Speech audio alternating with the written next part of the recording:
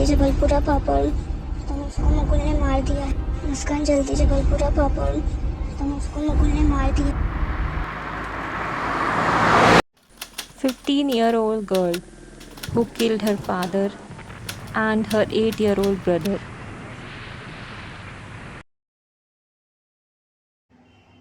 ये ऑडियो भेजा था 15 साल की लड़की काव्या ने अपनी कज़न मुस्कान को, जो कि पिपलिया में रहती थी, जबलपुर से लगभग 200 किलोमीटर दूर। ये खबर सुनकर उसके रिश्तेदार बहुत टेंशन में आ गए और तुरंत जबलपुर के लिए निकल गए। साथ ही उनके घर पुलिस भी आई। जब पुलिस और रिश्तेदारों ने देखा तो काव्या के पिता की डेड बॉडी किचन में प्लास्टिक में रैप करी हुई मिली और पूरा घर की छानबीन करने के बाद भी काव्या के छोटे भाई तनिष्क की बॉडी नहीं मिल रही थी। तभी एक पुलिस ऑफिसर की नज़र रेफ्रिजरेटर के डोर पर पड़ी। फ्रिज के हैंडल पर खून लगा हुआ था। जब फ्रिज खोल के अंदर देखा तो तनिष्क की बॉडी एक कंबल में लिपटी हुई फ्रिज के अंदर रखी हुई थी।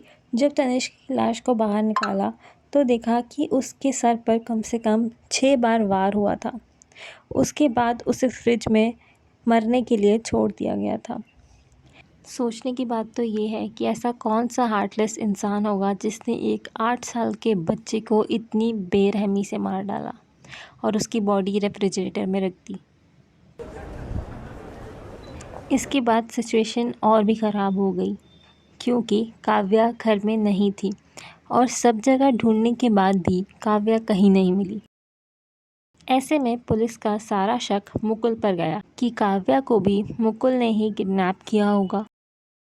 हाय, this is Rupal and Parul, we are sisters and you are watching the mysteries. Mukul, आखिर मुकुल था कौन और इसने काव्या के भाई और पिता को क्यों मारा होगा? तो देखिए, मुकुल काव्या के साथ रेलवे कॉलोनी में ही रहता था। दोनों का घर आसपास में ही था और 15 साल की काव्या और 20 साल का मुकुल रिलेशनशिप में थे। ये बात सुन के आप लोगों को भी शौक लगा होगा, जैसे कि मुझे लगा था। पर अभी आगे की बात जानते हैं। जब काव्या के पिता राजकुमार विश्वकर्मा को ये पता चला कि काव्या और मुकुल रिलेशनशिप में है तो उन्होंने काव्या और मुकुल का मिलना बंद करवा दिया। काव्या की मम्मी की डेथ अभी 1 साल पहले ही हुई थी, लेकिन उसके पिता उसका बहुत अच्छे से पालन पोषण कर रहे थे। वो जानते थे कि मुकुल एक सही इंसान नहीं है, इसलिए वो अपनी बेटी काव्या को मुकुल से दूर रखना चाहते थे।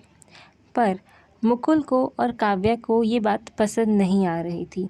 इसी चीज़ से परेशान होकर मुकुल और काव्या पहले एक साथ भोपाल भाग भी चुके थे, जो कि उनकी सिटी से कम 400 किलोमीटर दूर है। तब काव्या के पिता ने मुकुल पर पॉस्को एक्ट के तहत रेप और किडनैपिंग के चार्जेस लगाकर उसको अरेस्ट करवा दिया था। पर काव्या मुकुल से प्यार करती थी, इसलिए उसने अपने पापा के खिलाफ कोर्ट में गवाही देकर मुकुल को छुड़ा लिया। तो ये थी मुकुल की स्टोरी। अब आप जानते हैं कि मुकुल कौन है। अब हम वापस आते हैं 15 मार्च पर, जब राजकुमार और तनिष्क का मर्डर हुआ था, यानी काव्या के पिता और उसका छोटा भाई। आगे इस केस पे जब और इन्वेस्टिगेशन हुई तो कॉलोनी के सीसीटीवी फुटेज देखकर पता चला कि काव्या कुछ ही घंटे पहले मुकुल के साथ कॉलोनी से बाहर गई है। अब चौंकाने वाली बात ये थी कि काव्या मुकुल के साथ बाहर क्यों गई, क्योंकि फुटेज देखकर ऐसा तो लग नहीं रहा था कि मुकुल उसे ज़बरदस्ती अपने साथ लेकर जा रहा है। वो अपनी मर्ज़ी से मुकुल के साथ जा रही थी। अब पुलिस को उन दोनों पे शक होने लगा था। पुलिस ने अब उन दोनों को पकड़ने के लिए अपनी इन्वेस्टिगेशन चालू रखी। स्टेशन के सीसीटीवी फुटेज चेक करने पे पता चला कि दोनों प्लेटफॉर्म नंबर 1 से स्टेशन में एंटर हुए हैं, लेकिन बाहर आते हुए नहीं दिखाई दिए। और आगे जांच पड़ताल करने पर यह पता चला कि वो एंटर तो प्लेटफॉर्म नंबर 1 से हुए थे, लेकिन वो प्लेटफॉर्म नंबर 3 से बाहर भी आ चुके हैं। इस चीज़ से एक बात तो साफ हो गई थी, वो लोग बहुत ही शातिर हैं और पुलिस को चकमा देने की सारी प्लानिंग पहले से ही कर चुके हैं। जबलपुर में जब और इन्वेस्टिगेशन की तो कॉलोनी की एक और फुटेज मिली जिसमें मुकुल 15 मार्च की सुबह हाथ में ग्लव्स पहने घूमता हुआ दिखा और उसके बाद वो एक पॉलीथिन में कुछ सामान और एक बैग लेकर काव्या के घर की तरफ जाता हुआ दिखाई दिया। पुलिस ने बताया कि वो पॉलीथिन में गैस कटर और हथियार लेकर गया था। फर्दर इन्वेस्टिगेशन के लिए जब पुलिस मुकुल के घर गई तो उसका बड़ा भाई मिला। उससे पूछताछ करने पर पता चला कि मुकुल जब जेल से बाहर आया था तब से ही वो कुछ बदला बदला रहने लगा था। वो बहुत एरोगेंट हो गया था और अपनी फैमिली से दूर दूर हो गया था। और उसने ये भी बताया कि मुकुल बहुत ज़्यादा क्राइम सीरीज़ और मूवीज़ देखना स्टार्ट कर दिया था। मुकुल की भाई की बात सुनकर तो अब ऐसा लग रहा था कि उसने ये सारा अपना शातिर दिमाग मूवीज़ और क्राइम सीरीज़ से ही निकाला है कि कैसे किसी का मर्डर करके भागा जा सके। और इतनी इन्वेस्टिगेशन के बाद ये तो साफ था कि मुकुल इस मर्डर की प्लानिंग काफ़ी समय से कर रहा था। पुलिस काव्या और मुकुल को पकड़ने की हर कामयाब कोशिश कर रही थी।